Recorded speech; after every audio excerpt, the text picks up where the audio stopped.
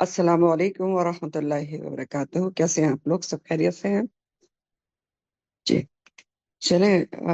آپ کے ٹیچر جو ہیں تجوید کی انہوں نے ریکارڈنگ بھیجی، حالانکہ وہ بہت سخت بزی تھی اور اسی لیے تھوڑا ان کی کلاس مختصر تھی، اور ہم اپنی تفسیر کی کلاس کا آغاز کریں گے ابھی. تو چلیں تفسیری کلاس کو اسٹارٹ کرتے ہیں. نحمدہ ونصلی علی رسولہ الکریم، اما بعد، اعوذ باللہ من الشیطان الرجیم، بسم اللہ الرحمن الرحیم. رب اشرح لی صدری ویسر لی امری واحلل عقدۃ من لسانی یفقہوا قولی. رب زدنی علما، اللہم فقہنا فی الدین، اللہم ارزقنی التفکر والتدبر بما یتلوہ لسانی من کتابک، والفهم له والمعرفة بمعانيه، والنظر في عجائبه والعمل بذلك ما بقيت، إنك على كل شيء قدير. رب ارحمهما كما ربياني صغيرا، اللهم حاسبني حسابا يسيرا. آمین یا رب العالمین. پہلے پچھلی تفسیر سے کچھ کوسچنز. تو پچھلی تفسیر نکال لیں. آلموسٹ سورہ بنی اسرائیل کا آغاز تھا، اور آپ نے واقع اسراء کے بارے میں پڑھا تھا. واقع اسراء.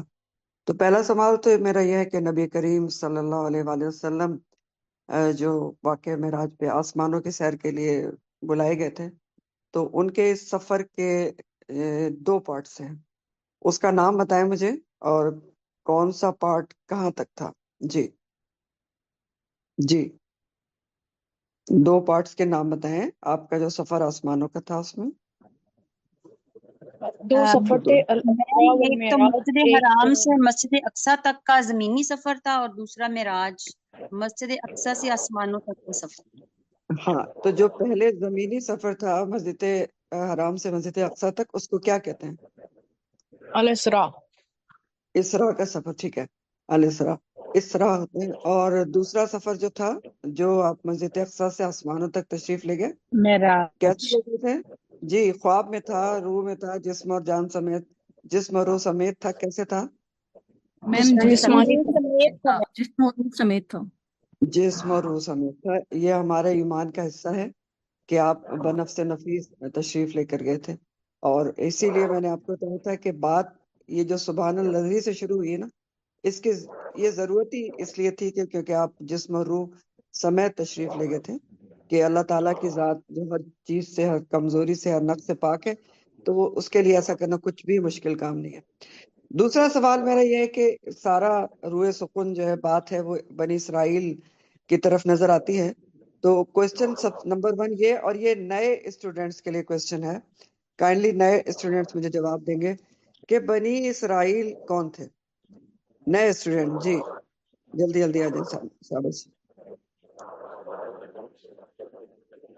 بنی اسرائیل کون تھے؟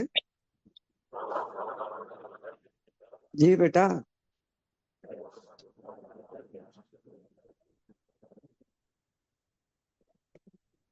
کسی کو بھی نہیں پتا؟ میں تو پچھلی دفعہ بھی بتایا تھا آپ کو. بنی اسرائیل کون تھے؟ جی ہنا، سمن، کوئی اور بتائیں. جی میم، جی یعقوب علیہ السلام کا نام اسرائیل تھا، اور ان کی اولاد کو بنی اسرائیل کہا جاتا ہے. کس کا نام تھا؟ حضرت یعقوب علیہ السلام کو اسرائیل بھی کہا جاتا ہے، ان کہا کا جاتا تھا. لقب اسرائیل تھا. ٹھیک ہے. اور جی ان کے کتنے بیٹے تھے؟ 12 بیٹے 12 تھے. بیٹے حضرت تھے، یوسف ان علیہ کے السلام بھی 12 ان میں سے بیٹے. ایک تھے. ہاں، تو یہ آپ لوگ کیوں نہیں بتا رہے؟ یہ اتنی آسان سی بات ہے، تو آپ بولیں نا پلیز. کہ جی اگر جی آپ کو یہی نہیں پتا ہوگا کہ بنی اسرائیل کون تھے، تو بنی اسرائیل کے بارے میں پڑھنے سے فائدہ کیا ہوگا؟ ٹھیک ہے نا. تو اب جی پھر مجھے کوئی اور بھی بتائے کہ جی کہ بنی اسرائیل کون تھے. چلیں اور بھی کوئی بتائے نئے اسٹوڈنٹس. جی بنی اسرائیل کون تھے؟ بنی کا مطلب ہے حضرت بیٹے. یعقوب علیہ السلام کی اولاد تھے میم، اور یہ 12 بیٹے تھے. ان کی نسل کو بنی اسرائیل کہا جاتا ہے. ہاں، ان سے 12 قبیلے بنی اسرائیل کے بنے تھے. تو اب مجھے بتائیں کہ بنی اسرائیل جو تھے، یہ ان کے پر کون سے نبی مبعوث ہوئے تھے سب سے پہلے؟ حضرت موسیٰ علیہ السلام. موسیٰ علیہ موسیٰ علیہ السلام. حضرت موسیٰ جی علیہ السلام. جی موسیٰ علیہ السلام مبعوث ہوئے تھے ان کے پر سب سے پہلے. اور دیکھیں اب تھوڑا سے آگے بھی ایک آدھ کوشچن پوچھوں گی. سب سے پہلی بات یہ ہے کہ حضرت ابراہیم علیہ السلام، میں نے آپ کو پچھلے دفعہ بھی بتایا تھا، نوٹ ڈاؤن کریں نا، اگر بنی اسرائیل کا ہی نہیں آپ کو پتا تو آگے بنی اسرائیل کے بارے میں پڑھنے کا کیا فائدہ ہوگا۔ ابراہیم علیہ السلام جو تھے، ان کے دو بیٹے، ٹھیک ہے، کون کون سے تھے؟ اسحاق علیہ السلام اور اسماعیل علیہ السلام۔ اسحاق علیہ السلام کے بیٹے تھے یعقوب علیہ السلام، ٹھیک، ان کا لقب اسرائیل تھا، اور یعقوب علیہ السلام کے 12 بیٹے انکلوڈنگ یوسف علیہ السلام، ان سے بنی اسرائیل بنے، ٹھیک، اب سمجھ میں آ گیا؟ تو ان سے بنی اسرائیل بنے، تو اللہ تعالیٰ یہاں پر بنی اسرائیل کی ہسٹری اللہ تعالیٰ نے بتائی کہ 2 دفعہ تم سرکشی کرو گے، 2 دفعہ تمہیں سزا بھی ملے گی، ٹھیک ہے، اور اس کے بارے میں آپ نے ڈیٹیل پڑھی، تو یقینی طور پہ آپ کو کچھ نہ کچھ سمجھ میں آیا ہی ہوگا کہ ان کے اوپر کس طرح زوال آیا اور کس طرح انہوں نے سرکشی کی۔ تو پہلی دفعہ ان کو ان کی سرکشی پہ کیا سزا ملی تھی؟ کس نے حملہ کیا تھا؟ پہلی دفعہ بخت نصر نے بخت ان کے نصر اوپر نے حملہ حملہ کیا کیا تھا۔ تھا۔ جی، بخت نصر نے حملہ کیا تھا، اور ان کو اینٹ سے اینٹ بجاتی تھی، اور جی دوسری دفعہ 586 قبل مسیح میں بخت ہاں نصر نے ان پہ حملہ کیا تھا، بخت اور ان نصر کی نے کیا اینٹ تھا، سے اینٹ اور بجا دی تھی، اور ان کا ہاں ہیکل جو تھا وہ تباہ کر جی شابش، اور دوسری دفعہ کس نے حملہ کیا تھا؟ ٹیٹس یا پھر ہاں طالوت ٹیٹس، جی ٹیٹس، جو جالوت ٹیٹس نے جی۔ حملہ کیا تھا، جو رومی بادشاہ تھا، اور اس نے بھی بہت زیادہ تباہی مچائی تھی، ٹھیک ہے، تو یہ سب ان کے ساتھ ہوا تھا۔ اور جی آگے چلتے ہوں، سب سے اہم ترین آیت تھی وَكُلَّ إِنسَانٍ أَلْزَمْنَاهُ طَائِرَهُ فِي عُنُقِهِ، ٹھیک، اللہ تعالیٰ نے فرمایا کہ ہم نے ہر انسان کا جو پرندہ ہے، یعنی اس کا عمل ہے، وہ اس کی گردن سے چپکا دیا ہے، لپٹا دیا ہے، چپکا ہوا ہے۔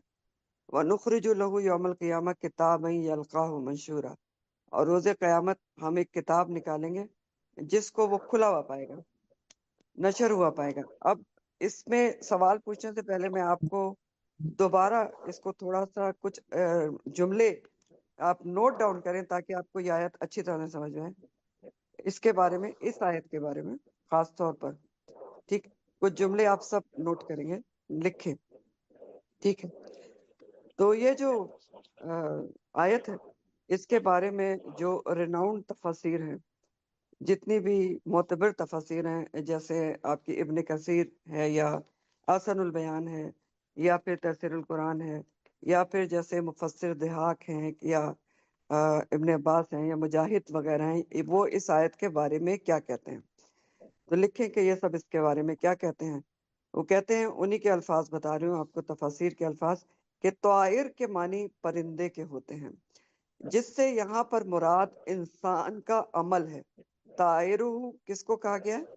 انسان کے عمل کو، ٹھیک، اور فی عنقہ، اس کی گردن کے ساتھ کا مفہوم یہ ہے کہ انسان کے جو بھی اچھے یا برے عمل ہیں، وہ جس کے مطابق اس کو جزا یا سزا دی جائے گی، وہ اعمال جو ہے وہ انسان اعمال نامے کی شکل میں انسان کے گلے کا ہار ہے، گلے کے ہار کی طرح انسان کے ساتھ ہے۔ گلے کا ہار کیسے ہوتا ہے انسان کے ساتھ؟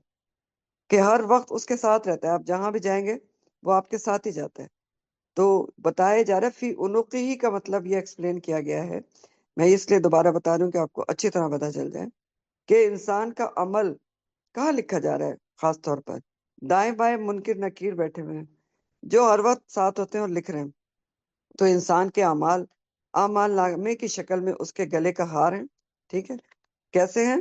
جو یہاں پر بتایا گیا کہ الزمناہ طائرہ فی عنقہ، انسان کا عمل اس کی گردن کے ساتھ لپٹا ہوا ہے، الزمناہ، چپٹا ہوا ہے، تو اعمال نامے کی شکل میں انسان کا عمل، اس کے اعمال انسان کے ساتھ موجود ہیں۔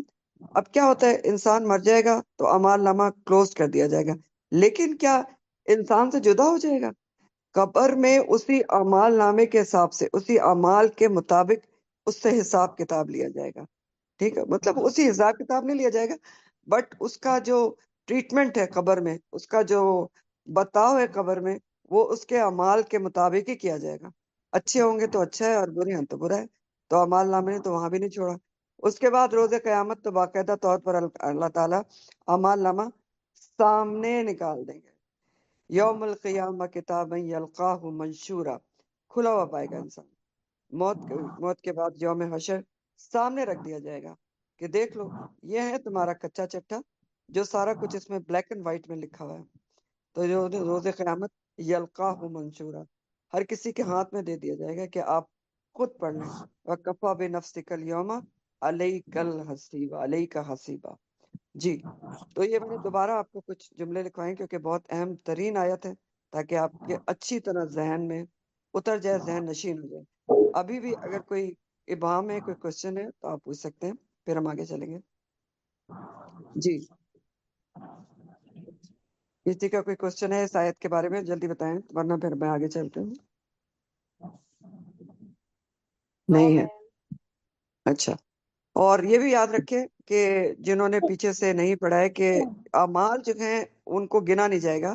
سورہ الاعراف ہمیں بتاتی ہے کہ جو انسان کے اعمال ہیں ان کو تولا جائے گا، اور وزن کس میں ہوگا؟ اخلاص کے اندر ہوگا، یعنی کوانٹٹی کے بجائے کوالٹی اعمال کی جو ہے وہ کاؤنٹ کرے گی کہ آپ کا عمل کس کوالٹی کا تھا، کتنا اس میں اخلاص تھا۔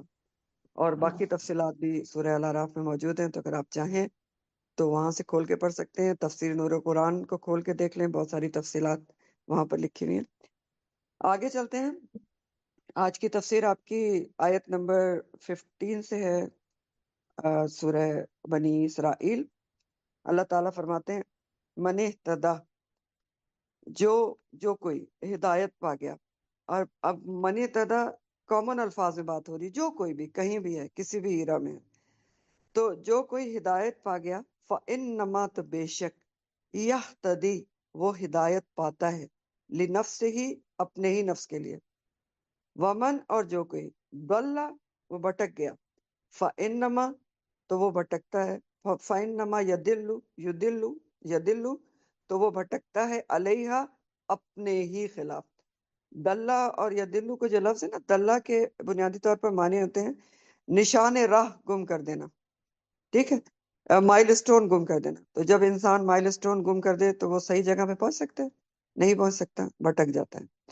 تو فرمایا گیا کہ جو ہدایت پاتا ہے تو اپنے نفس کو فائدہ ہوتا ہے، اور جو بھٹکتا ہے تو وہ اپنے ہی نفس کے خلاف بھٹکتا ہے۔ اور بات یہ ہے کہ ولا تزرو، نہیں بوجھ اٹھائے گی، وازرتن، بوجھ اٹھانے والی، کوئی بوجھ اٹھانے والی، وزر، بوجھ، اخرى، دوسرے کا۔ الفاظ یہاں پر دیکھیں، پہلے الفاظ تو میں نے آپ کو بتا دی، تزرو اور وازرتن اور وزر، یہ تینوں ایک ہی روٹ سے ہیں۔ وزر اصل میں روٹ ہے اس کا، اور جو آخر میں آ رہا ہے، اور وزر بوجھ کو کہتے ہیں، لیکن کون سا بوجھ؟ خاص بوجھ کے لیے وزر کا لفظ آتا ہے، کیونکہ بوجھ کے لیے تو قرآن میں اور بھی الفاظ آتے ہیں، جیسے ثقل بھی آتے ہیں اور بھی آتے ہیں۔ تو وزر کون سا بوجھ ہوتا ہے؟ ابن فارس جو بہت زیادہ اس کی قرآن کے الفاظ کی ایکسپلینیشن کرتے ہیں، وہ کہتے ہیں کہ وزر سے مراد گناہوں کا بوجھ یا گناہوں کی پوٹلی ہے، یعنی جیسے کوئی زمین پر کپڑا بچھا کر اپنا بوجھ اس میں ڈال کر اس کی پوٹلی بنائے اور کندھے پہ ڈال کر چل لے، تو اس کو وزر کہا جاتا ہے۔ تو وزر پھر کیا ہے؟ گناہوں کی پوٹلی ہے، ٹھیک ہے۔ تزرو کیا ہے؟ یہ اسی وزر سے کیا ہے؟ مضارع مؤنث کا صیغہ ہے۔ اور واضح رتن کیا ہے؟ اسم فاعل واحد مؤنث ہے، بوجھ اٹھانے والی۔ اب مؤنث کے صیغوں میں بات کیوں ہو رہی؟ کیونکہ نفس کی بات ہے، ٹھیک ہے، اس لیے مؤنث کے صیغوں میں بات ہو رہی ہے۔ ولا تزرو، نہیں بوجھ اٹھائے گی، واضرتن، بوجھ اٹھانے والی، وزر، بوجھ، اخرى، دوسرے کا۔ وما، اور نہیں، کننا، ہیں ہم، معذبین، عذاب دینے والے، حتیٰ، یہاں تک کہ نبعث رسولا، یہاں تک کہ ہم بھیجیں کوئی رسول۔ معذبین کا لفظ جو ہے وہ عذاب سے ہی ہے، عذابہ، اور معذب کی جمع ہے، معذب۔ معذبین کا مطلب کیا ہے؟ عذاب دینے والے، جمع کا صیغہ ہے، اسم فاعل جمع مذکر کا صیغہ ہے، عذاب دینے والے، ٹھیک۔ اور عذابہ سے ہے، عین، زال اور بے۔ تو اب اس کا رواں ترجمہ دیکھ لیں، پھر اس آگے چلتے ہیں۔ اللہ تعالیٰ کیا فرما رہے ہیں؟ اللہ تعالیٰ فرما رہے ہیں کہ جس نے ہدایت پائی تو وہ اپنے نفس کے لیے ہدایت پاتا ہے، اس کا اپنا فائدہ ہے، اور جو گمراہ ہو جاتا ہے تو وہ بھی اپنے نفس پر ہی گمراہ ہوتا ہے، اور کوئی بوجھ اٹھانے والا کسی دوسرے کا بوجھ نہیں اٹھائے گا. کب؟ روز قیامت. اور ہم اس وقت تک کسی کو عذاب نہیں دیتے یہاں تک کہ کوئی رسول بھیجیں. تو پہلی بات کیا کہی گئی کہ جس نے ہدایت پائی تو اپنے ہی نفس کے لیے ہدایت پاتا ہے، اپنا ہی فائدہ ہے. جو گمراہ ہوتا ہے تو وہ بھی اپنے نفس کا نقصان کرتا ہے، اپنے نفس کا پر ہی گمراہ ہوتا ہے.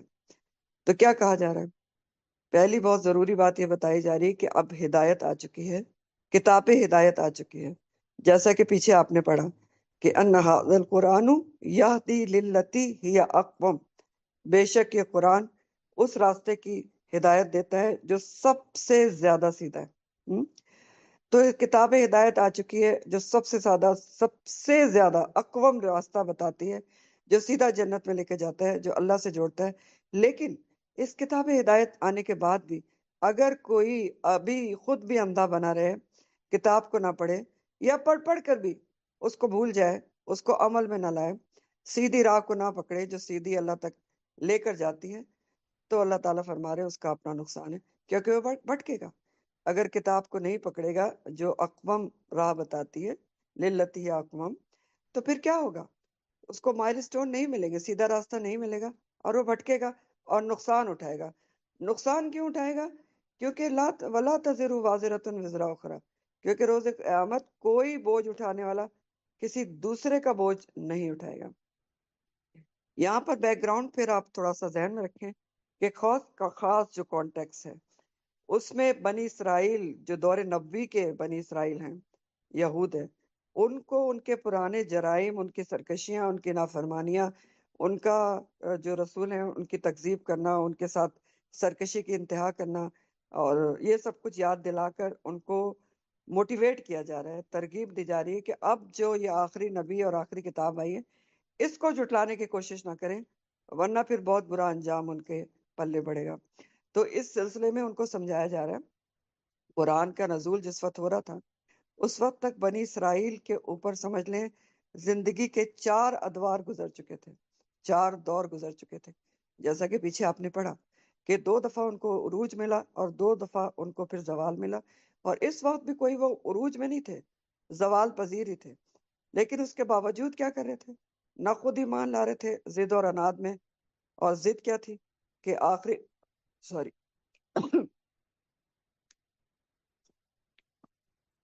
وہ سمجھتے تھے کہ جیسے میکسیمم انبیاء جو ہیں وہ بنی اسرائیل میں سے آئے تھے، تو آخری نبی بھی بنی اسرائیل میں سے آئیں گے. لیکن اللہ تعالیٰ نے آخری نبی صلی اللہ علیہ وآلہ وسلم کو بنی اسماعیل کی چین میں سے مبعوث کیا. تو یہ عناد تھی ان کی. تو نہ خود ایمان لا رہے تھے، نہ دوسروں کو لانے دے رہے تھے. دوسروں کو بھی بہکاتے تھے کہ نہیں، ہماری کتاب میں کوئی نشانی موجود نہیں ہے، جبکہ ان کی کتاب میں واضح نشانیاں موجود تھیں. تو یہ تو خاص کانٹیکس ہے، لیکن یہاں پر میں نے آپ کو بتایا کہ عام بات ہو رہی ہے کہ اس کے بعد خاص طور پر ہر کسی کو بتایا جا رہا ہے، اور اسپیشلی مجھے اور آپ کو، امت مسلمہ کو بتایا جا رہا ہے کہ اس کتاب کو جو آ چکی ہے، جو اقوام راہ بتاتی ہے، اگر پکڑو گے تو ہدایت پالو گے، ہدایت پالو گے تو کامیاب ہو جائے گے، نہیں پکڑو گے، نہیں سمجھو گے تو بھٹکو گے. اور بھٹکو گے تو یاد رکھو وَلَا تَزِرُ وَازِرَةٌ وِزْرَ أُخْرَى، کوئی بوجھ اٹھانے والا روز قیامت کوئی بھی کسی دوسرے کا بوجھ نہیں اٹھائے گا. ہر ایک کو اپنا اپنا بوجھ، گناہوں کا بوجھ خود ہی اٹھانا پڑے گا. ٹھیک نہ کہ یہ قرآن اس چیز سے بھرا پڑا ہوا ہے، نہ کوئی گہری دوستی، نہ کوئی رشتہ دار، نہ بیٹا باپ سے، نہ باپ بیٹے سے، نہ کوئی اور رشتہ، کوئی بھی کام نہیں آئے گا. نہ تاوان دے کے انسان چھوٹ سکتا ہے. تو اپنے گناہوں کا بوجھ تو ہر کسی کو خود ہی اٹھانا پڑے گا، بلکہ کئی لوگوں کو کچھ دوسرے لوگوں کا بوجھ بھی اٹھانا پڑے گا. کس کا؟ جن کو انہوں نے بلا علم کے گمراہ کیا. تو بعض لوگوں کو تو اللہم لا تجعلنا منہم، کچھ دوسروں کا بوجھ بھی اٹھانا پڑے گا جن کو بلا علم کے گمراہ کیا گیا. اور یہ بات آپ سورہ نحل آیت نمبر 25 میں پڑھ چکے ہیں. نحل 25، لیحملوا اوزارہم کاملۃ یوم القیامہ ومن اوزار الذین یضلونہم بغیر علم الا ساء ما یزرون.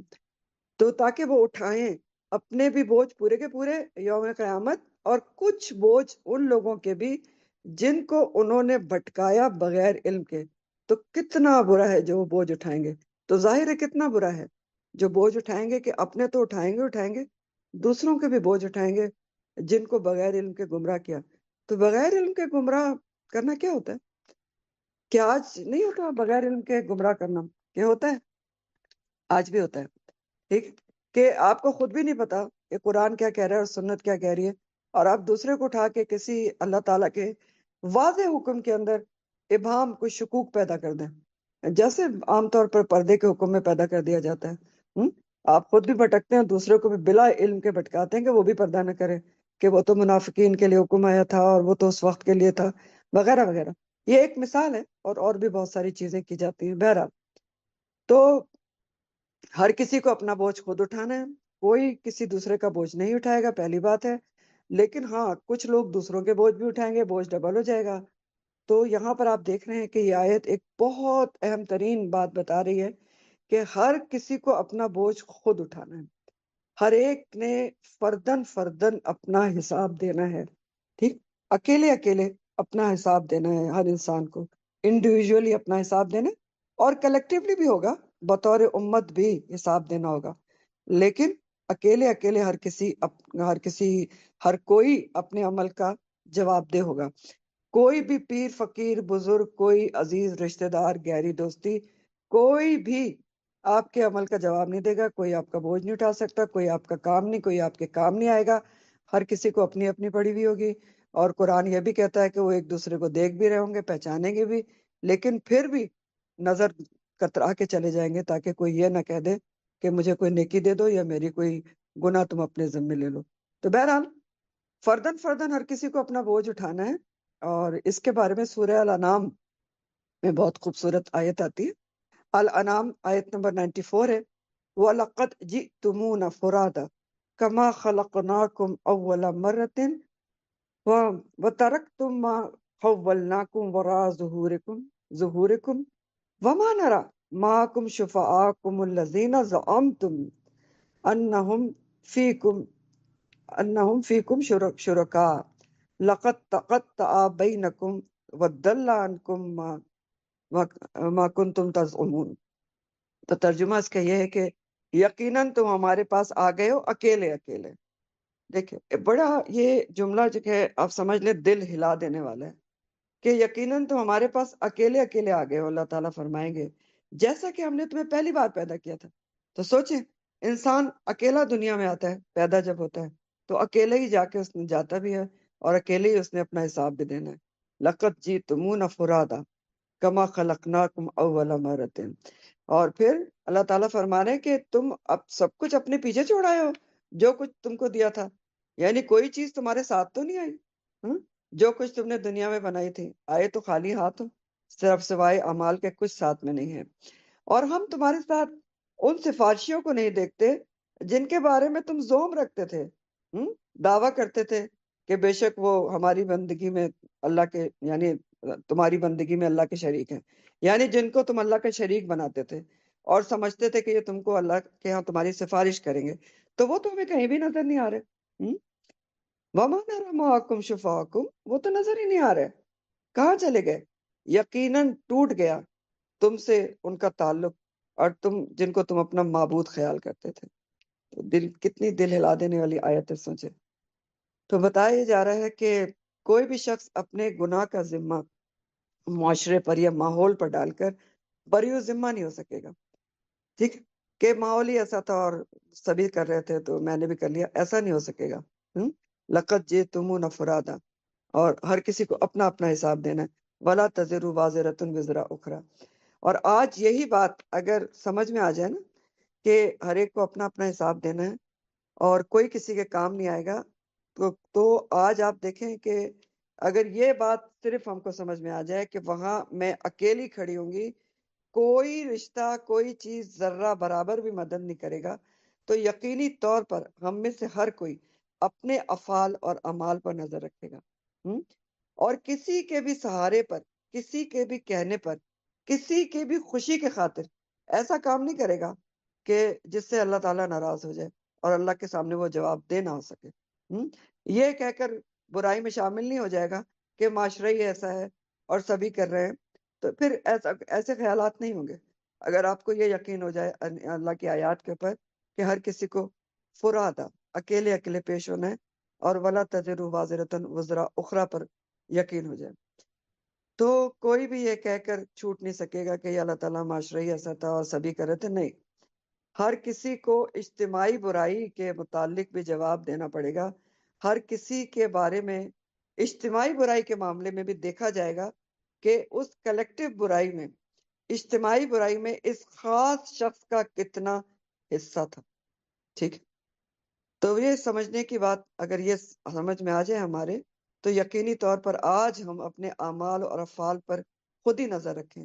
اور دوسری بات یہ کہ کبھی بھی جھوٹے سہارے نہ ڈھونڈیں کہ فلاں بزرگ کا دامن پکڑ کے چلے جائیں گے اور ہمارے بزرگ بہت نیک تھے تو وہ چھڑا لیں گے. نہیں، اگر یہ باتیں آپ کو ایک دو مجھے سمجھ میں آ جائیں کہ وَلَا تَزِرُ وَازِرَةٌ وِزْرَ أُخْرَىٰ کی، اور یہ جو سورہ الانعام کی آیت میں نے آپ کو بتائی ہے، تو یقینی طور پہ ہم میں سے ہر کوئی اپنی فکر آپ کرے گا. یاد رکھیں، اصل بات یہ ہے کہ کوئی بھی انسان ہو، اس کا نیت، ارادہ، خیال، تاثرات، اعمال، الفاظ، سب کچھ ریکارڈ ہو رہا ہے، اور پتہ نہیں کہاں کہاں ہو رہا ہے. ہمیں تو پتہ بھی نہیں پوری طرح، ابھی ہم جانتے ہی نہیں کہ کہاں کا ریکارڈ ہو رہا ہے، لیکن قیامت کے دن سب کچھ سامنے ہوگا. یلقاہ منشورا. تو پوری طرح ہمیں نہیں پتا کہاں کا ریکارڈ ہو رہا ہے. زمین ریکارڈ کر رہی ہے، یوم دن تحدث اخبارہا، سورہ زلزال میں آتا ہے کہ زمین اس دن اپنی خبریں بیان کر دے گی. فضا ریکارڈ کر رہی ہے، ایٹماسفیئر، کیونکہ سائنس آج یہ بھی اس تحقیق پر بھی پہنچ چکی ہے کہ فضا میں آوازیں جذب ہوتی ہیں، ایبزارب ہوتی ہیں، اور جو مدتوں تک قائم رہتی ہیں، اور ان آوازوں کو دوبارہ آپ چلا بھی سکتے ہیں، یعنی ریکارڈ کر کے ری پلے کر سکتے ہیں. تو اس کے اوپر آج کل بہت کام بھی ہو رہا ہے، یعنی فضا بھی ریکارڈ کر رہی ہے. پھر آپ کو پتہ ہے کہ قرآن کے مطابق اپنے اعضاء ریکارڈ کر رہے ہیں، ہاتھ پاؤں ریکارڈ کر رہے ہیں، کھالے، ٹھیک ہے، اسکن ریکارڈ کر رہی ہے. تو یہ سب چیزیں جو ریکارڈنگ کر رہی ہیں، اور بھی اس کے علاوہ پتہ نہیں ہے اللہ تعالیٰ نے کہاں کہاں ریکارڈنگ کا بندوبست کیا ہے. یہ سب چیزیں اعمال نامے کے علاوہ ہیں. ٹھیک ہے، ایک تو اعمال نامہ ہے جو لپٹا ہوا ہے، الزمنا ہوتا ہے روفی عنقی، اس کے علاوہ یہ سب بھی چیزوں کی گواہیاں ہوں گی. یاد رکھیں، تو اتنی سب گواہیاں ہیں. تو اگر یہ سب چیزیں ہم یاد رکھ لیں، اپنے سب کانشیس میں اور کانشیس میں بٹھا لیں، تو یقینی طور پر ہمارے افعال اور اعمال جو ہیں وہ سدھر سکتے ہیں. دوسری بات اللہ تعالیٰ فرما رہے ہیں وَمَا كُنَّا مُعَذِّبِينَ حَتَّىٰ نَبْعَثَ رَسُولًا، اور اس وقت تک ہم کسی کو عذاب نہیں دیتے یہاں تک کہ ہم کوئی رسول بھیجیں. تو پہلی بات جو فرمائی گئی اس آیت میں کہ ہر کوئی اپنا بوجھ خود اٹھائے گا اور کوئی کسی کا بوجھ نہیں اٹھائے گا، تو وہ قانون جزا اور سزا کا پہلا جز تھا. قانون جزا اور سزا کا پہلا جز، پہلا حصہ یا پہلا پارٹ تھا. اور اب قانون جزا و سزا کا اللہ تعالیٰ دوسرا پارٹ یا دوسرا جز بتا رہے ہیں. وہ کیا ہے کہ اللہ تعالیٰ کسی کو بھی ایسے سزا نہیں دیتے جب تک کہ اتمام حجت نہ کر دیں، رسول نہ بھیج دیں، سارے ثبوت اور گواہیاں نہ ہو جائیں. جیسے دنیا میں بھی ہوتا ہے نا، دنیا میں دیکھیں کسی مجرم کو ایسے ہی تو اٹھا کے سزا نہیں دی جاتی، سارے معاملات کو کے اندر ثبوت اکٹھے کیے جاتے ہیں، اور پھر سارے ثبوت اکٹھا کر کے اتمام حجت کر کے سزا دی جاتی ہے. تو اسی طرح اللہ تعالیٰ نے اتمام حجت کے بندوبست کیے ہوئے ہیں، سارے ثبوت اور گواہیاں ہوں گی، اس کے بعد اللہ تعالیٰ پھر عذاب دیں گے. تو وہی بات بتائی جا رہی ہے کہ اللہ تعالیٰ بھی ایسے کسی کو عذاب نہیں دیتے جب تک کہ رسول نہ بھیجیں. اب رسول سے پہلے اتمام حجت کہاں کی گئی ہے کہ عہد الست لیا گیا ہے، جس کے بارے میں آپ کو تفصیل سے بتایا تھا میں نے کہ الست بربکم، ہم میں سے ہر کوئی کر کے آیا ہوا ہے، اور ہم نے کیا کہا کہ بلا شہیدنا، کہ ہم گواہی دیتے ہیں کہ اللہ ہمارا رب ہے، اور ہم اسی کی مانیں گے. اور اللہ تعالیٰ نے اس کے آگے فرمایا بھی تھا کہ یہ تم سے اس لیے یہ عہد لیا گیا ہے تاکہ تم یہ نہ کہو روز قیامت کے مجھے تو پتہ ہی نہیں تھا کہ اللہ بھی ہے کوئی اور میں نے اس کی عبادت کرنی ہے. تو پہلی تو یہ اتمام حجت کر دی گئی ہے. اس کے بعد اس عہد کو پختہ کرنے کے لیے رسول اللہ تعالیٰ نے بھیجے، کتابیں بھیجی، پختہ کیا گیا، حتیٰ نبعث رسولا. تو یہ سارا کچھ ہوگا، اتمام حجت ہوگی، پورے دلائل اور ثبوت کے ساتھ آمنے سامنے بات ہوگی. ہم؟ اس کے بعد اللہ تعالیٰ سزا اور جزا کا فیصلہ کریں گے. سورہ الملک میں بھی آتا ہے، سورہ ملک کی آیات ہیں، آیت نمبر 8 اور 9 ہے. تکاد تمیز من الغیظ کلما القی فیہا فوج سألہم خزنتها الم یاتکم نذیر قالوا بلا قد جاءنا نذیر فکذبنا وقلنا ما نزل اللہ من شیء ان انتم الا فی ضلال کبیر. تو ترجمہ ہے کہ قریب ہے کہ جہنم غصے سے پھٹ پڑے. جب کبھی بھی کوئی جہنم میں امت ڈالی جاتی، جب کوئی گروہ ڈالا جاتا ہے، ڈالا جائے گا، تو اس کے دروغہ، جہنم کے دروغہ اس سے سوال کریں گے، پوچھیں گے کہ تمہارے پاس کوئی ڈرانے والا نہیں آیا تھا؟ تو کیوں پوچھیں گے؟ کیونکہ ان کو حیرت ہوگی نا کہ ڈرانے والے آئے تھے، اس کے باوجود لوگ جہنم میں جا رہے ہیں. تو وہ پوچھیں گے جہنم کے دروغہ کہ تمہارے پاس کوئی ڈرانے والا نہیں آیا تھا؟ تو لوگ کیا جواب دیں گے؟ وہ کہیں گے فَكَذَّبْنَا وَقُلْنَا مَا نَزَّلَ اللَّهُ مِن شَيْءٍ. وہ کہیں گے آئے تھے، کیوں نہیں آئے تھے ڈرانے والے؟ ہمارے پاس آئے تھے ڈرانے والے، لیکن ہم نے تو انہیں جھٹلا دیا، اور ہم نے کہا اللہ تعالیٰ نے کسی پر کچھ بھی نہیں اتارا. تو اور ہم نے ان سے کیا کہا کہ تم تو بہت بڑی گمراہی میں ہو. ٹھیک، تو خود ہی ایکسپٹ کریں گے کہ ہم نے جھٹلا دیا، بات ہی نہیں سنی ڈرانے والے کی، سن کر جو ہے اگنور کر دی، یاد کر کے بلا دی اور عمل ہی نہیں کیا، اور پھر ایکسپٹ کریں گے، لیکن اس وقت ایکسپٹنس کا فائدہ نہیں ہوگا. اسی لیے اسی آیات کے بعد سورہ ملک میں آگے آیت ہے، آیت نمبر 10، وَقَالُوا لَوْ كُنَّا نَسْمَعُ أَوْ نَعْقِلُ مَا كُنَّا فِي أَصْحَابِ السَّعِيرِ. پھر وہ سخت حسرت کا شکار ہوں گے اور کہیں گے کہ کاش ہم نے اس وقت سن لیا ہوتا. کس کی؟ رسولوں کی سن لی ہوتی. وَنَعْقِلُ، اور عقل سے کام لیا ہوتا، تو آج ہم اصحاب السعیر نہ ہوتے، جہنم والے نہ ہوتے. اسی طرح سورہ زمر میں آتا ہے، سورہ زمر کی آیت ہے، آیت نمبر 71 ہے، الزمر وسیق الذین کفروا الی جہنم زمرا حتی اذا جاؤوها فتحت ابوابها وقال لهم خزنتها الم یاتکم رسول منکم یتلون علیکم آیات ربکم وینذرونکم لقاء یومکم ھذا قالوا بلی ولکن حقت کلمۃ العذاب علی الکافرین. اور جن لوگوں نے کفر کیا وہ جہنم کی طرف گروہ در گروہ ہانکے جائیں گے، حتیٰ کہ جب وہ اس کے پاس آ جائیں گے. کس کے پاس؟ جہنم کے پاس پہنچیں گے تو جہنم کے دروازے ان کے لیے کھول دیے جائیں گے، اور ان کے داروغہ بھی ان سے پوچھیں گے کہ کیا تمہارے پاس تمہیں میں سے کوئی رسول نہیں آیا تھا جو تم پر تمہارے رب کی آیات پڑھتا، ہاں، اور تمہیں تمہارے اس دن کی ملاقات سے ڈراتا؟ تو وہ کہیں گے کہ کیوں نہیں، رسول تو آیا تھا، ڈرایا بھی تھا آج کی ملاقات سے، لیکن کافروں پر عذاب کی بات سچ ہو گئی، حق ہو گئی. بات وہی کی گئی ہے یہاں پر بھی کہ آئے تو تھے، لیکن ہم نے کان ہی نہیں دھرا، سنا ہی نہیں، ٹائم ہی نہیں ملا نا بات سننے کا، رسول کی سمجھنے کا اور عمل کرنے کا. تو پھر جہنم میں جانے کی بات سچ ہو گئی. تو اللہ کا یہ قانون ہے جو یہاں پر بیان کیا جا رہا ہے، بتایا جا رہا ہے کہ وہ ہدایت کا راستہ بتائے بغیر، کتاب بھیجے بغیر، رسولوں کو بھیجے بغیر، گواہیوں اور ثبوت کے بغیر، اتمام حجت کیے بغیر کسی کو عذاب نہیں دیتا. یہ قانون بتایا گیا ہے. پھر اللہ تعالیٰ فرماتے ہیں وَإِذَا أَرَدْنَا، اور جب ارادہ کرتے ہیں ہم، ان یہ کہ نہلکا، ہم ہلاک کر دیں، ہلاکا سے ہے لفظ، ہلاک کر دیں، قریتن، کسی بستی کو، قریہ بستی کو کہتے ہیں. تو پھر کیا کرتے ہیں ہم؟ امرنا، حکم دیتے ہیں ہم، مترفیہا، اس کے خوشحال لوگوں کو، ففسقوا، تو وہ فسق کرتے ہیں، نافرمانی کرتے ہیں، فیہا، اس میں، کس میں؟ بستی میں. فحق، تو حق ہو جاتی ہے، سچ ہو جاتی ہے، علیہا، ان پر، القول، بات، فدمرناہا، تو ہم ہلاک کر دیتے ہیں انہیں، تدمیرا، پوری طرح ہلاک کرنا، تباہ کرنا. الفاظ دیکھیں، اردنا کا لفظ تو ارادہ اور اس کا روٹ روت ہے، ریوادال. اچھا، دوسرا لفظ ہے مترفیہ، تو اصل میں یہ لفظ تھا مترفینہ اور ہا، تو نون اس کا گر گیا ہے کیونکہ آگے ضمیر لگی ہے. مترفینہ یہ ورڈ تھا، اور مترفینہ کس کو کہتے ہیں؟ مترف کی جمع ہے اور مترفین کہتے ہیں خوشحال لوگوں کو. اصل میں یہ طرفہ سے لفظ ہے، طرفہ اطراف سے، تے تا را اور فے اس کا روٹ ہے، اور طرفہ کے مطلب ہوتے ہیں نعمت عطا کرنا. تو مترفین کون ہوتے ہیں؟ خوشحال لوگ جن کو اللہ تعالیٰ نے نعمتیں عطا کی ہوتی ہیں. ٹھیک. تو مترفینہ ہا تھا، نون گر گیا ہے. ففسقوا، فسق کا معنی آپ کو کئی دفعہ بتا چکی ہوں. فسق کا معنی ہوتا ہے، لغوی معنی ہے کھجور کا چھلکا پھٹ کر گودا باہر آ جانا.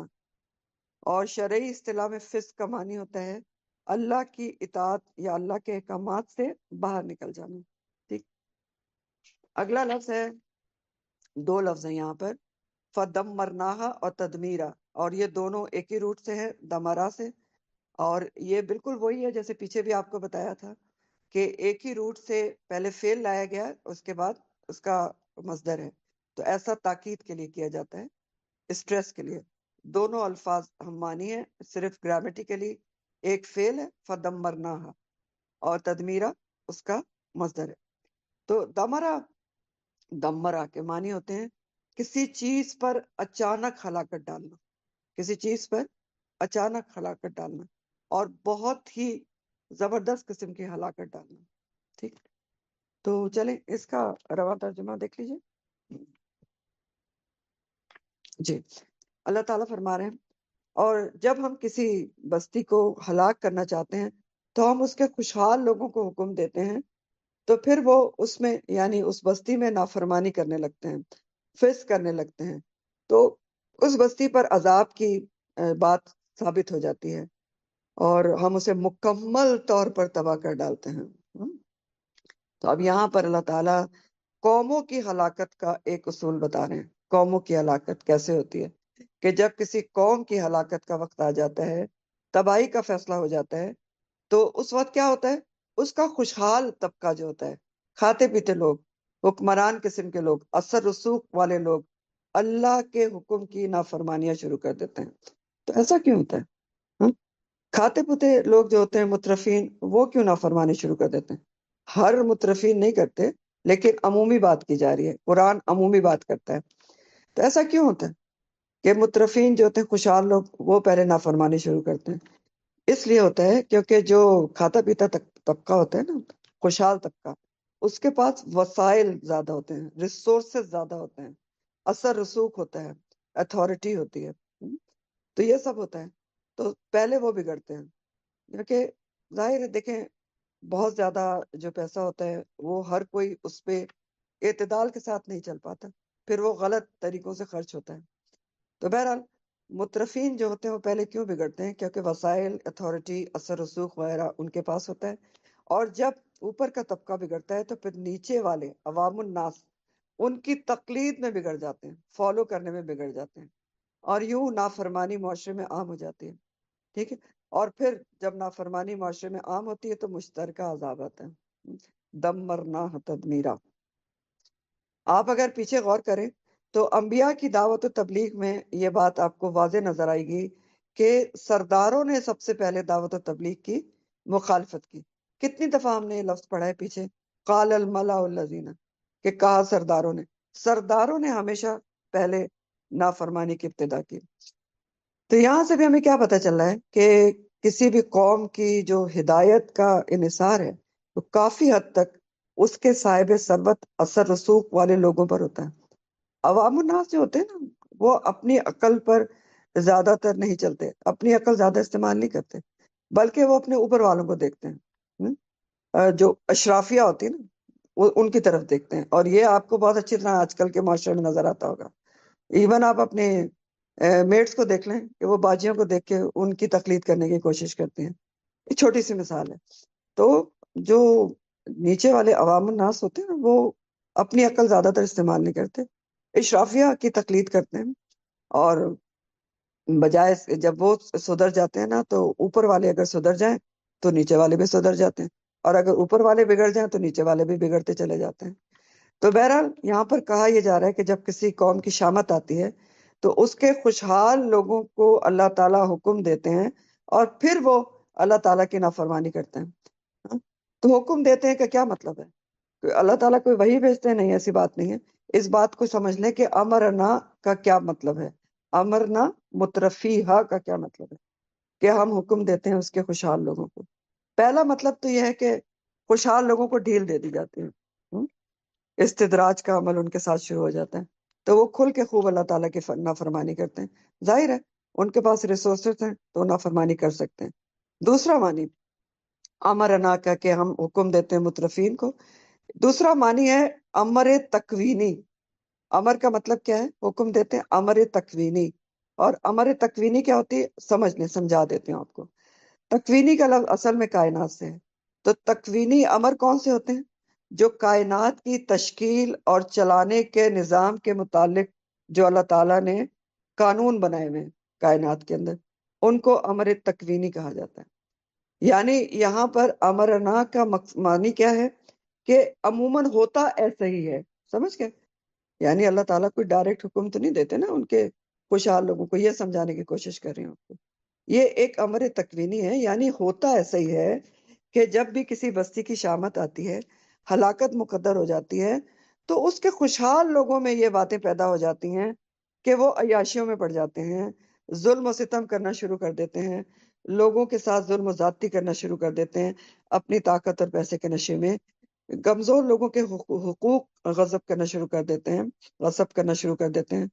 اور جو خوشحال لوگ ہوتے ہیں وہ دنیا میں معاشرے میں بے حیائی اور برائی وغیرہ پھیلانا شروع کر دیتے ہیں. اور یہ بھی آپ اچھی طرح سمجھتے ہیں، جتنی بھی بے حیائی کی چیزیں ہیں یا برائیاں ہیں وہ سب پیسے کے ساتھ ہی پھیلتی ہیں اور پیسے کے ساتھ ہی پھیلائی جاتی ہیں. تو بہرحال اس طرح سے ہونا شروع ہو جاتا ہے، یعنی ہوتا ایسا ہی ہے. ٹھیک ہے. امرنا مترفیہ کا مطلب کیا ہے کہ عموماً ہے تو ہوتا ایسا ہی ہے کہ جب کسی قوم کی ہلاکت مقدر ہو جاتی ہے تو اس کے امیر لوگ اس طرح کے کاموں میں پڑ جاتے ہیں. اور دوسرا ایک معنی اس کا اور بھی کیا گیا ہے امرنا مترفیہ کا. دوسرا معنی امرنا کا معنی اکثرنا کا کیا گیا ہے. یعنی اکثرنا کا معنی کیا کیا گیا؟ کثرت سے. کہ یہ بھی ہوتا ہے کہ جب کسی اللہ تعالیٰ جو مترفین ہوتے ہیں خوشحال لوگ، ان کو کثرت سے نعمتیں دے دیتے ہیں، کثرت سے بہت زیادہ نعمتیں مل جاتی ہیں. پھر کیا ہوتا ہے کہ وہ بدامانیاں کرنا شروع کر دیتے ہیں. کیوں کرنا شروع کر دیتے ہیں؟ یاد رکھیں، بار بار بتا رہی ہوں کہ ہر خوشحال لوگ ایسا نہیں کرتے، لیکن میجورٹی کی بات ہو رہی ہے، ایز اے جنرل بات ہو رہی ہے. اور یہاں پر بھی وہی بات ہے کہ اگر کثرت سے نعمتیں دے دی جائیں تو بدعمالیاں کیوں کرتے ہیں؟ کیونکہ جس کے پاس کھانے کو ہی پیسہ نہیں ہے تو اس کے پاس پھر دوسرے اللہ تعالیٰ کی نافرمانیاں کرنے کے لیے جن میں پیسے خرچ ہوتے ہیں وہ کہاں سے کرے گا؟ تو جن کو اللہ تعالیٰ کثرت سے نعمت دیتے ہیں وہ پھر اس نعمتوں کا، پیسے اور مال کا غلط استعمال شروع کر دیتے ہیں. کیوں؟ کیونکہ ہر کسی کو یہ عقل ہی نہیں ہوتی کہ نعمتوں کی فراوانی جو ہے وہ کیا ہے. یہ بھی آزمائش ہے، عذاب کی شکل بھی ہو سکتی ہے، استدراج ڈھیل بھی ہو سکتی ہے. نعمتیں جو ہوتی ہیں وہ کیا ہوتی ہیں؟ آزمائش ہوتی ہیں. لیکن یہ بہت سارے لوگوں کو یہ بات یاد ہی نہیں ہوتی یا پتہ ہی نہیں ہوتی، اور پتہ ہے تو یاد رکھنے کی کوشش ہی نہیں کرتے. سورہ التکاثر میں اللہ تعالیٰ فرماتے ہیں نا، ثم لتسألن یومئذ عن النعیم، ثم پھر اس دن ضرور بالضرور تم سے نعمتوں کے بارے میں سوال ہوگا. تو ہر نعمت کے بارے میں سوال ہوگا، تو لوگوں کو تو یہ یاد ہی نہیں ہے. ٹھیک. نعمتوں سے ناجائز فائدہ اٹھاتے ہیں، نعمتیں پتہ نہیں غلط کاموں میں لگاتے ہیں. تو بہرحال ہوتا یہی ہے کہ عمومی طور پر خوشحال لوگ جو ہیں وہ پہلے معاشرتی برائیوں کی سمجھ لے کہ بنیاد ڈالتے ہیں، اس میں گرفتار ہوتے ہیں، پھر نیچے والے ان کو فالو کرتے ہیں، ان کی تقلید میں ان کی چال چلنے کی کوشش کرتے ہیں. پھر اس طرح آہستہ آہستہ پورا معاشرہ فسق و فجور کی لپیٹ میں آ جاتا ہے، اور پھر پورا ہی معاشرہ پھر عذاب کا شکار بھی ہوتا ہے. دم مرنا ہو تدمیرا. تو پورا معاشرہ کیوں ہوتا ہے؟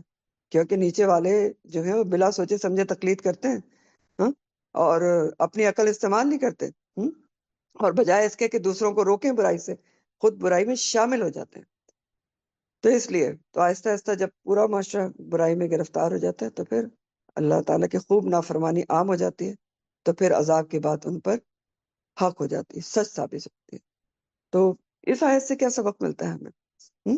بہت اہم سبق ہے ہمارے لیے بھی، کہ جتنی نعمتیں ملیں اتنی شکر گزاری کرنا چاہیے، اتنی اللہ تعالیٰ کی فرمان برداری کرنا چاہیے. ہر نعمت کو آپ سمجھ لیں کہ آپ کی آزمائش ہے. ثم لتسألن یومئذ عن النعیم. جتنی ملتی جائیں اتنے الرٹ ہو جائیں. سمجھ لیں کہ مجھے بہت زیادہ ہوشیار رہنے کی ضرورت ہے جتنی نعمتیں مجھے ملی ہیں، کہ میں کتنی فرما برداری کر رہی ہوں، کتنی شکر گزاری کر رہی ہوں. یاد رکھیں، یہ یاد رکھنے کی بات ہے کہ جو نعمتیں مجھے ملی کہیں میری آزمائش نہ ہو رہی ہو، کہیں مجھے مہلت نہ دی جا رہی ہو، کہیں مجھے ڈیل نہ دی جا رہی ہو. اور دوسری اہم ترین بات یہ ہے کہ اندھادھند تقلید کسی کی بھی نہیں کرنا چاہیے. اندھادھند تقلید کسی بھی معاملے میں، کہیں رسم و رواج میں، پہننے اوڑھنے میں، ٹھیک، کہ معاشرے کی جو بھی اٹھنا بیٹھنا، رہن سہن، جس میں بھی ہے، اندھی تقلید نہیں کرنا چاہیے. اپنی عقل استعمال کرنا چاہیے کہ حکم کیا ہے اور کیا کرنا چاہیے، کیونکہ اللہ تعالیٰ نے صاف بتایا ہے وَلَا تَزِرُ وَازِرَةٌ وِزْرَ أُخْرَىٰ. کوئی بوجھ اٹھانے والا کسی کا بوجھ نہیں اٹھائے گا. جبکہ آج کل آپ دیکھیں تو کیا ہو رہا ہے، بالکل یہی ہو رہا ہے کہ اندھا دھند تقلید ہو رہی ہے.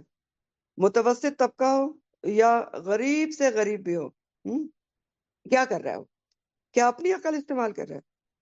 جو مترفین ہے، خوشحال طبقہ، غلط سے غلط رسم و رواج کو اس کی داغ بیل ڈالتے ہیں، چاہے غمی کا موقع ہو یا خوشی کا موقع ہو، یا فیشن ہو، پہننا اوڑھنا ہو، یا رہن سہن ہو.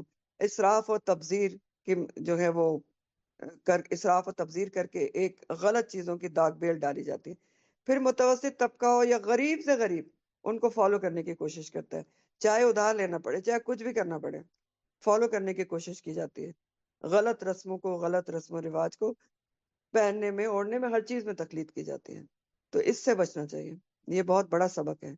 کسی بھی فیشن کی جو بے حیائی کی طرف لے جا رہا ہو، کسی بھی ایسی رسم و رواج کی جس کا ہمارے دین میں کوئی حصہ نہیں ہے، کوئی ثبوت نہیں ہے، کوئی جو ہمارے دین سے تعلق ہی نہیں رکھتی، صرف مترفین کو دیکھ کے ان کے پیچھے نہیں چلنا چاہیے. اتنی عام بات ہے کہ بچے سب سے پہلے متاثر ہوتے ہیں. فلاں کے ایونٹ، اس کے 12 ایونٹ ہوئے تھے اس کی شادی پہ، اس کے 20 ایونٹ ہوئے تھے. بتانے کی ضرورت ہے کہ سارے ایونٹ اللہ اور رسول کے احکامات کے خلاف تھے. تو اللہ اور رسول کا حکم کیا ہے؟ بہت ہی سمپل حکم ہے، نکاح سادگی سے کرو کیونکہ اسی میں برکت ہوتی ہے. اور ہم نے کیا کیا کر دیا؟ تو اس کی وجہ سوچیں کہ کیوں ہوتی ہے، اللہ تعالیٰ کیا فرما رہے ہیں. بہت سمجھنے سے تعلق رکھتی ہے آیت. ٹھیک ہے، بہرحال پھر آگے اللہ تعالیٰ فرماتے ہیں جی، وَكَمْ أَهْلَكْنَا، اور کتنی ہی ہلاک کی ہم نے، من القرونی، بستیوں میں سے، من بعد نوح، نوح علیہ السلام کے بعد، وکفا، اور کافی ہے، بربکا، آپ کا رب، بذنوبی، گناہوں کی، بعبادہ، اپنے بندوں کی، خبیرن، خوب خبر رکھنے والا، بصیرہ، خوب دیکھنے والا. اس میں وکم کا جو لفظ آیا ہے نا، یہ کثرت کے لیے آتا ہے. یعنی یہ سوال نہیں کیا جا رہا ہے کہ کتنی بستیاں ہم نے ہلاک کر دیں، اس کا مطلب ہے کہ بہت زیادہ بستیاں ہم نے ہلاک کر دیں. ٹھیک ہے، وکم یعنی بہت زیادہ بستیاں ہلاک کی ہیں. اور قرون کا جو لفظ ہے یہ بہت واسٹ ورڈ ہے، اور قرن کی جمع ہے، اور اس کے اندر اس کے معنی میں قومیں، زمانے، اور امتیں، جماعتیں، یہ سارا کچھ، صدیاں، سب کچھ اس میں آتا ہے. یہاں پر مراد بھی بستیاں ہیں، یا سمجھ لیں جماعتیں بھی ہیں اور قومیں بھی ہیں، کہ کتنی ہی بستیاں، کتنی ہی قومیں ہم نے ہلاک کر دی نوح علیہ السلام کے بعد بھی. اور آپ کا رب کافی ہے، بذنوب، ضم کی جمع ہے، گناہوں کی، اپنے بندوں کی، خبیرہ، خوب خبر رکھنے والا. ٹھیک ہے، مبالغے کا صیغہ ہے، بصیرہ، خوب دیکھنے والا. تو اب اس کا ترجمہ دیکھ لیں آپ، رواں ترجمہ. ہم نے نوح علیہ السلام کے بعد کتنی ہی قومیں ہلاک کر دیں، اور آپ کا رب کافی ہے، اپنے بندوں کے گناہوں کی خوب خبر رکھنے والا اور انہیں خوب دیکھنے والا. تو ہم نے نوح علیہ السلام کے بعد کتنی قومیں ہلاک کر دیں، یعنی نوح علیہ السلام اور اس کے بعد سب کی قوموں کی تباہی اسی طریقے سے ہوئی کہ پہلے چند لوگوں نے فساد کیا اور باقیوں نے ان کو فالو کیا، ان کا ساتھ دیا، روکا نہیں ان کو، بجائے روکنے کے ان کو فالو کیا، ساتھ دیا. تو اس طرح پھر کیا ہوا کہ ساری پھر بستیوں کو ہلاک کر دیا گیا. تو یہاں بھی اس آیت سے بھی ہمیں ایک بہت ضروری بات پتہ چل رہی ہے. وہ کیا پتہ چل رہی ہے؟ نوح علیہ السلام کی بات آئی ہے کہ کتنی بستیاں ہلاک کر دی ہم نے نوح علیہ السلام کے بعد. تو پتہ یہ چل رہا ہے کہ نوح علیہ السلام تک لوگ توحید کے اوپر قائم تھے، لیکن پھر نوح علیہ السلام کی قوم نے شرک کا آغاز کیا، جیسا کہ آپ پہلے بھی پڑھ چکے ہیں کہ شرک کا آغاز نوح علیہ السلام کی قوم سے ہوا تھا۔ شیطان کے بہکاوے میں آ کے انہوں نے کیا کام کیا کہ ان کے 5 بہت نیک بزرگ تھے، تو جب ان کی ڈیتھ ہو گئی تو ان کے مرنے کے بعد انہوں نے ان کی تصویریں اپنے گھروں میں لگانی شروع کی، اور اس کی توجہ یہ دی، ریزن یہ دیتے تھے کہ یہ لوگ نیک لوگ تھے، ان کی تصویر دیکھ کر ہم نیکی کی طرف راغب ہوتے ہیں تو نیکی کر لیتے ہیں۔ آہستہ آہستہ کیا ہوا کہ اگلی نسل آئی تو انہوں نے اس کے مجسمے بنا کے رکھ لیے کہ یہ زیادہ اچھی بات ہے کہ مجسمے بتا کر دیکھ کر نیکی کرنا یاد آئے گا، اور پھر آہستہ آہستہ ان مجسموں کی پوجا ہی شروع ہو گئی۔ اس لیے آپ کو پتا ہے کہ ہماری جو دین ہے، ہماری شریعت ہے، اس میں زندہ انسانوں کی تصویریں لگانا منع ہے، مجسمے بھی منع ہے۔ تو بہرحال شرک کی ایجاد اس طرح ہوئی تھی، اور شرک اصل میں وہ برائی ہے جو دوسری تمام برائیوں کو جنم دیتی ہے۔ تو شرک کے باعث ہی نوح علیہ السلام کی قوم پر عذاب آیا تھا، جو طوفان نوح کے ذریعے ان کو ہلاک کیا گیا، اور اس کے بعد کی قوموں پر بھی عاد، سمود، قوم لوط وغیرہ، ان کی بنیادی جو برائی تھی وہ شرک تھی، اور اس کے علاوہ جو انڈیویجولی ان کے اندر برائیاں موجود تھیں وہ بھی تھی، اس کی وجہ سے ان کے اوپر عذاب آیا۔ اور اللہ تعالیٰ فرما رہے وَكَفَى بِرَبِّكَ بِالذُّنُوبِ عِبَادِهِ خَبِيرًا بَصِيرًا، آپ کا رب کافی ہے اپنے بندوں کے گناہوں کی خوب خبر رکھنے والا اور انہیں خوب دیکھنے والا۔ تو پیچھے اعمال ناموں کی بات ہوئی تھی کہ انسان کے ساتھ اس کا عمل اعمال نامے کی شکل میں چپٹا ہوا ہے، لپٹا ہوا ہے اس کی گردن کے ساتھ، ہر جگہ اس کے ساتھ جائے گا، اس سے مفر نہیں ہے، چھوٹ نہیں سکتا۔ تو یہاں پر بھی یہی بتایا جا رہا ہے کہ انسان جو کچھ بھی کرتا ہے، ہاں، جو کچھ بھی کرتا ہے، کوئی دیکھے نہ یا دیکھے، اس کا رب دیکھ رہا ہے، اور بہت اچھی طرح دیکھ رہا ہے، اور سن بھی رہا ہے، اور لکھوا بھی رہا ہے۔ اور رب کا دیکھنا اور سننا کافی ہے۔ رب کے دیکھنے کا رب کا جو دیکھنا سننا ہے وہی کافی ہے کہ وہ دیکھ اور سن رہا ہے، اور وہ اس دن بتا دے گا کہ تو نے یہ کیا اور تو نے یہ کیا، لیکن اس کے علاوہ رب جو ہے وہی اعمال نامے بھی لکھوا رہا ہے، تو سب کچھ اس نے بندوبست کیا ہوا ہے۔ اور آپ سوچیں یہاں پر رک کے کہ اگر رب کے دیکھنے اور سننے کا یہی احساس ہمارے دل میں پختہ ہو جائے نا، کہ رب بہت اچھی طرح خبر بھی رکھتا ہے، دیکھ بھی رہا ہے اور سنتا بھی ہے۔ سننے کے متعلق تو بہت ہی خوبصورت آیت ہے نا جو آگے آتی ہے اس میں سورہ المجادلہ میں، کہ اس میں 3 صیغوں میں اللہ تعالیٰ نے بات کی ہے کہ تمہارے رب سن رہا تھا، اس نے سن لیا، اور وہ سننے والا ہے۔ تو اگر یہی بات ہمارے دل میں پختہ ہو جائے تو ہم متقی بن جائیں، انسان متقی بن سکتا ہے صرف یہ بات پختہ کرنے سے، یہ اتنی آیت کا ٹکڑا پختہ کرنے سے۔ وَكَفَى بِرَبِّكَ بِذُنُوبِ عِبَادِهِ خَبِيرًا بَصِيرًا، اتنی چیز کو اگر دل میں ہم بٹھا لیں نا تو تقوی ہمارے اندر بہت اچھی طرح پیدا ہو جائے گا۔ کیونکہ تقوی کیا ہوتا ہے؟ سمپل سی ڈیفینیشن تو تقوی کی ہے کہ اللہ کا ایسا ڈر جو انسان اور گناہ کے درمیان حائل ہو جائے، یا پھر ڈیفینیشن یہ ہے کہ تقوی کہ انسان کی ایسی محبت، اللہ کا ایسا ڈر انسان کے دل میں پیدا ہو جائے کہ وہ صرف اس کی رضا کے کام کرے، اور اس کے ڈر سے اس کے گناہوں کے کام کو چھوڑ دے۔ تو یہ اتنا پورشن یاد رکھ لیں تو تقوی انشاءاللہ تعالی پیدا ہو سکتا ہے۔ اگلی آیت بہت ہی اہم ترین آیات میں سے ہے، من کانا یرید العاجلہ، اور یہ جو آیت ہے اور اس کی اگلی آیات بھی وہ اتنی اہم ترین ہمارے لیے کہ اس میں زندگی گزارنے کا پورا ایک لائے عمل اور اصول بتایا جا رہا ہے، اور پھر 2 طرح کی زندگی جو لوگ گزارتے ہیں اس کے نتائج بتائے جا رہے ہیں کہ کیسی زندگی گزارو گے تو کیا نتیجہ ملے گا۔ ٹھیک، 2 طرح کی زندگی کا کمپیریزن ہے، اور بہت زیادہ سمجھنے سے یہ آیت تعلق رکھتی ہے، تو بہت اچھی طرح سمجھنے کی کوشش کریں گے۔ اللہ تعالیٰ فرماتے ہیں من کانا، پھر وہی کامن سینس، کامن جو کامن سمجھ لیں، کامن ورڈ میں یا کامن نون میں بات، ناؤن میں بات ہو رہی ہے کہ من کانا، جو کوئی بھی جہاں بھی ہے، جس زمانے میں، جس ایرا میں ہے، من کانا، جو کوئی ہے سوری، جو کوئی بھی ہے، یریدو، وہ چاہتا ہے، یریدو کا لفظ بھی ریوا و دال روت سے ہے، چاہنا، ارادہ کرنا، تو جو کوئی بھی چاہتا ہے، کیا چاہتا ہے؟ العاجلہ، جلدی ملنے والی.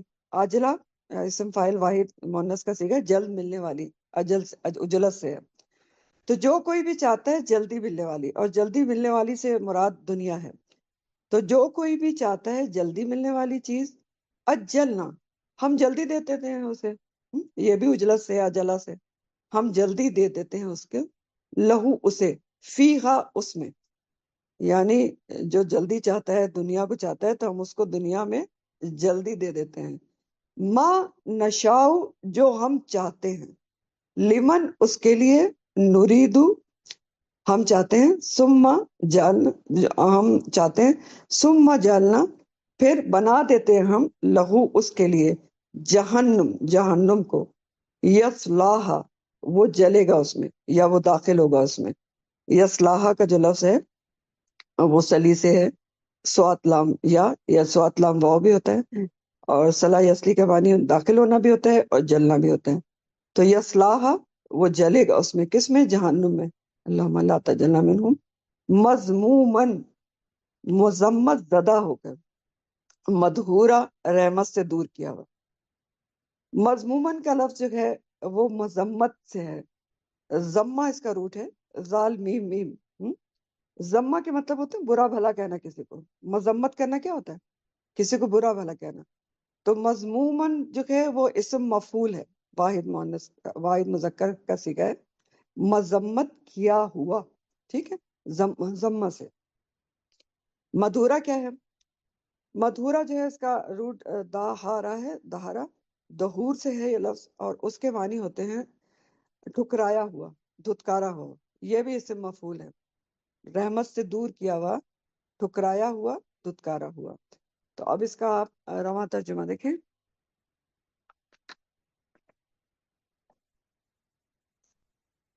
اور جو کوئی جلدی ملنے والی چیز چاہتا ہے، یعنی دنیا چاہے، تو ہم اسی دنیا میں جس کے لیے چاہیں اور جس قدر چاہیں.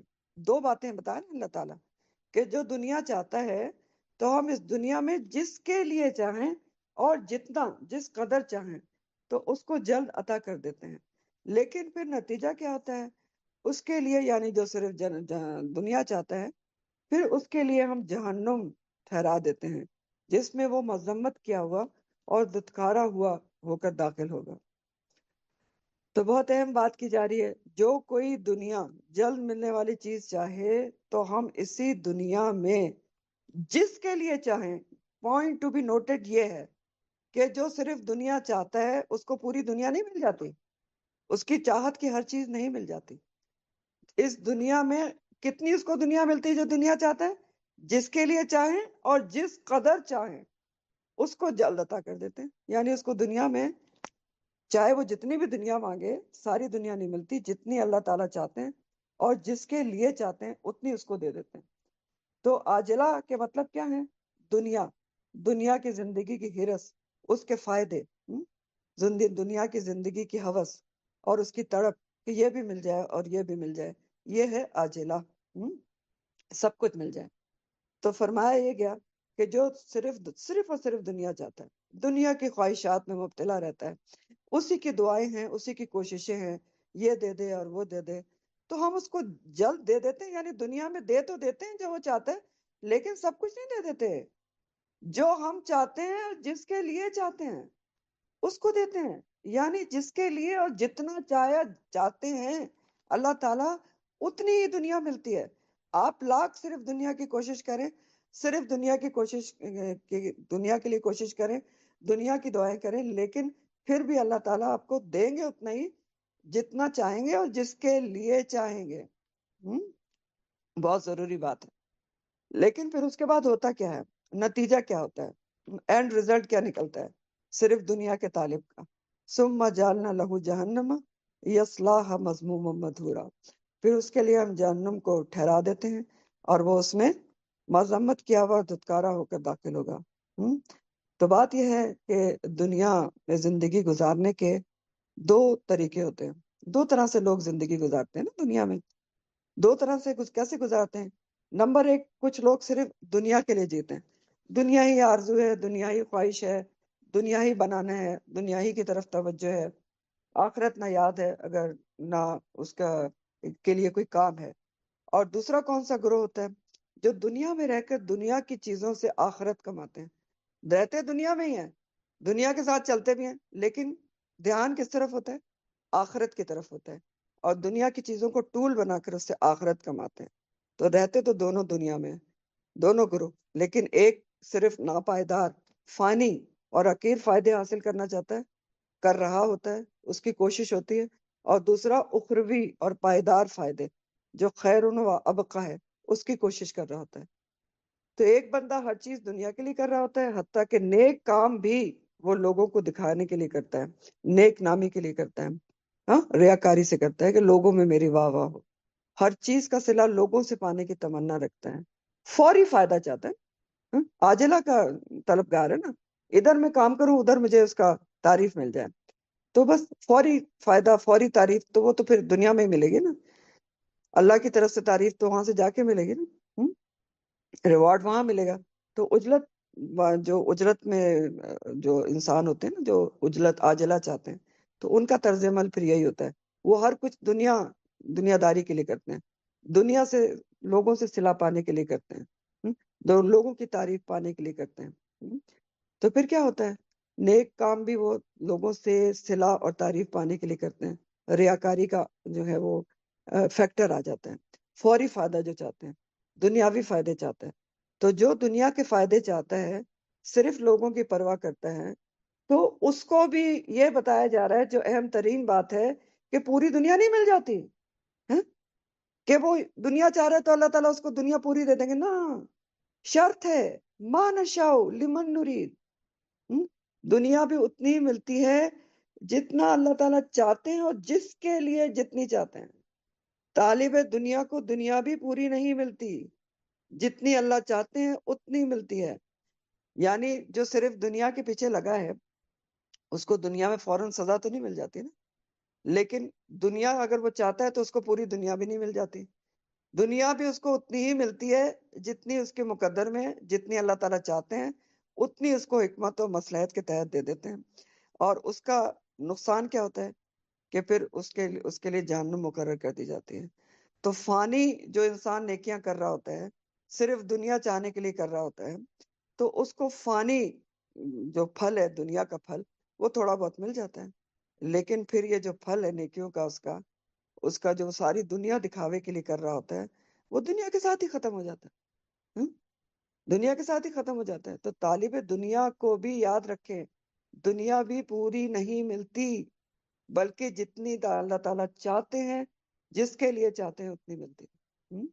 یہ شرط ہے بہت بڑی، جو اللہ تعالیٰ یہاں بتا رہے ہیں، ما نشاء لمن نرید، جس کے لیے چاہتے ہیں جتنی چاہتے ہیں۔ اور پھر نقصان کتنا بڑا ہے، ثم جعلنا جہنم یصلاها مذموم مدحورا، نقصان بہت بڑا ہے، دنیا بھی پوری نہیں ملی اور آخرت بھی ہاتھ سے گئی۔ کیونکہ آخرت کیوں ہاتھ سے جاتی ہے؟ اللہ تعالیٰ کیوں کہہ رہے ہیں کہ جہنم اس کا مقدر ہو جاتی ہے؟ کیوں؟ کیونکہ اس نے آخرت کو چاہا ہی نہیں ہے، چاہت تو اس کی دنیا ہے نا۔ آخرت کو کے لیے اگر کوئی کام ہی نہیں کر رہا، آخرت اس کی نظر میں نہیں ہے، اس کی نیت ہی نہیں ہے آخرت کے لیے، کچھ کیا ہی نہیں ہے اس نے آخرت کے لیے، نیت ہے نہ ارادہ ہے، تو پھر اس کو وہاں پر جا کے کیا ملے گا؟ کچھ نہیں ملے گا نا۔ دنیا میں تعریف مل جائے گی جہاں اس نے چاہی۔ ایک حدیث کے مفہوم میں یہ بھی آتا ہے، میرے سامنے نہیں ہے، کہ اللہ تعالیٰ کہے گا کہ جس سے تم نے تعریف چاہی تھی وہ مل گئی، تو میرے پاس تو تمہارے لیے تو کچھ بھی نہیں ہے، جاؤ انہی سے مانگو جا کے۔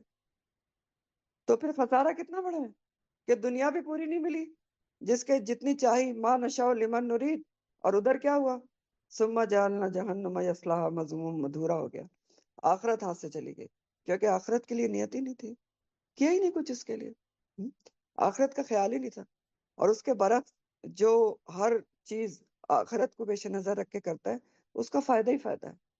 آخرت میں اللہ تعالیٰ نیت، ارادہ اور ہر چیز کا پورا پورا اس کو فائدہ دیں گے، اور آگے یہ بات آ جائے گی۔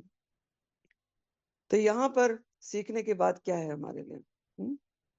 دیکھیں، اللہ تعالیٰ یہ جو کہہ رہے ہیں یہ بات بہت ضروری ہے، اس کو ذہن نشین کر لیں۔ یہ جو پچھلی بات ہے نا، کہ طالب دنیا کو دنیا پوری نہیں مل جاتی، کہ وہ صرف دنیا کی کوشش ہے اور دنیا تو اللہ تعالیٰ اس کو پوری دے دیں گے کہ وہ دعا صرف کر رہا ہے، کوشش بھی کر رہا ہے. نہیں، ما نشاء لمن نرید. ہاں، اور آخرت پھر اس کے لیے جہنم کیوں ہے؟ کیونکہ اس نے کیا ہی کچھ نہیں. نہ اس نے کچھ قدمہ و اخرا، نہ کچھ آگے بھیجا، نہ کچھ پیچھے چھوڑا ہے آخرت کے لیے. تو پھر کیسے نہیں وہ جہنم میں جائے گا؟ بات یہ ہے. تو سیکھنے کی بات ہمارے لیے کیا ہے یہاں پر، کہ دنیا کے لیے، دنیا کے نیت سے کام نہیں کرنا چاہیے. ٹھیک ہے، ہر کام میں جیسے ریاکار کرتے ہیں کہ نیک اعمال بھی لوگوں کو دکھانے کے لیے کرتے ہیں، ہاں؟ اور خوب سارا اپنا اجر و ثواب ضائع کر دیتے ہیں. ریاکاری ہر عمل کو ضائع کر دیتی نا. ریاکاری کو شرک اصغر کہا جاتا ہے. شرک اصغر، شرک اصغر. تو سیکھنے کی کام بات ہمارے لیے یہ ہے کہ ہر کام چاہے دنیا کا ہو، اس کی نیت خالص اللہ کے لیے ہونا چاہیے. ٹھیک، خالص اللہ کے لیے، دنیا کے لیے نہیں ہونا چاہیے. آپ جو بھی کام کریں نیت اس کے لیے اللہ کے لیے کریں. اور یہ سیکھنے سے آتا ہے، کوشش سے آتا ہے کہ چھوٹے سے چھوٹا اور بڑا سے بڑا کام آپ اللہ کے لیے اخلاص سے کریں. نبی کریم صلی اللہ علیہ وسلم کی ایک حدیث ہے، مستدرک حاکم کی حدیث ہے، کہ دو قسم کے بھوکے اور حریص لوگ کبھی سیر نہیں ہوتے.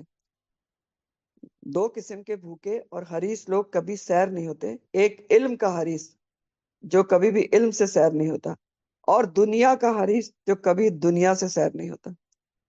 ٹھیک ہے، اور اس کے بارے میں اور بھی بہت ساری حدیث ہیں. اور جیسے ایک حدیث میں آتا ہے کہ انسان بوڑھا ہوتا جاتا ہے لیکن اس کی دو چیزیں جو ہیں وہ جوان ہوتی جاتی ہیں. ایک اس کی عمر کی جو خواہش ہوتی ہے، اور دوسری مال کی جو خواہش ہوتی ہے. اور اس کی جو ابن آدم کا پیٹ ہے وہ مٹی ہی بھرتی ہے، یعنی قبر میں جا کے ہی پھر انسان کو تسلی ہوتی ہے. اسی طرح ایک اور حدیث میں آتا ہے کہ اگر ابن آدم کو دو وادیاں بھی اس کی مل جائے نا سونے کی، تو وہ تمنا کرے گا کہ مجھے تیسری بھی مل جائے. ٹھیک، تو یہ ابن آدم کا حال ہوتا ہے کہ دنیا کا حریص ہے، کبھی سیر نہیں ہوتا. اور یہ حدیث بہت اچھی ایک اور بات کیا بتا رہی ہے کہ علم کا حریص بھی کبھی علم سے سیر نہیں ہوتا. تو علم کی بھی کبھی کوئی انتہا نہیں ہوتی. تو بہرحال ایک رویہ یہاں پر دنیا پانے کا ہے، دوسرا رویہ آخرت پانے کا ہے. لیکن بتایا یہی جا رہے ہیں کہ دنیا کو کتنا بھی پانے کی آپ کوشش کر لیں، ملے گی اتنی ہی جتنا اللہ چاہے گا، جس کے لیے چاہے گا.